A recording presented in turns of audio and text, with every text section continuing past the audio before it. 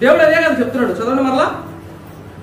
రేపు ఏమి సంభవించునో మీకు తెలియదు నాయన. ఇప్పుడు మీరు బాప్తిజం తీసుకోవాలా, మారు మనసు పొందాలా. సరేలే కదా డిసెంబర్కి తీసుకుందాం అనుకున్నారు. డిసెంబర్ ఏమైపోయింది? వెళ్ళిపోయింది. జనవరికి తీసుకుందాంలే అనుకున్నారు. జనవరి ఏమవుతుంది?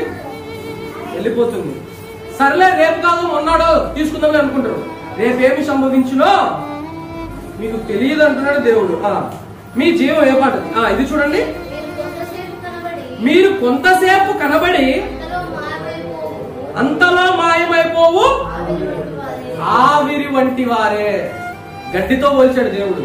మరలా ఇక్కడ ఏం చెప్తున్నాడు? మన జీవితాన్ని దేంతో పోలుస్తున్నాడు? ఆవిరితో పోలుస్తున్నాడు. ఆవిరి అంటే అందరికి సుపరిచితమే కదా. అన్నం వేసినప్పుడు పైకి ఆవిరి వస్తుంది. ఇలా తీస్తే కంటి ముందు కనిపించింది ఏమైంటది? ఆవిరి. అలాగే ఇంతసేపు మనం ఇక్కడ మాట్లాడుతున్నాం, ఎంతో మాట్లాడుతున్నాం, ఎన్నో మన బంధువులతో మాట్లాడింటాం, విషయం చెప్పింటాం, హ్యాపీ న్యూ ఇయర్ అని వింటాం, అన్నీ చెప్పింటాం. సాయంత్రం కల్లా రేపు కల్లా ఏదో ఒక చెడు వార్త మన చెవులకు వినిపిండొచ్చు. ఇంతలో కూడా అంతలో మాయమైపోయి ఆవిరి వంటి జీవితాలు మనకు.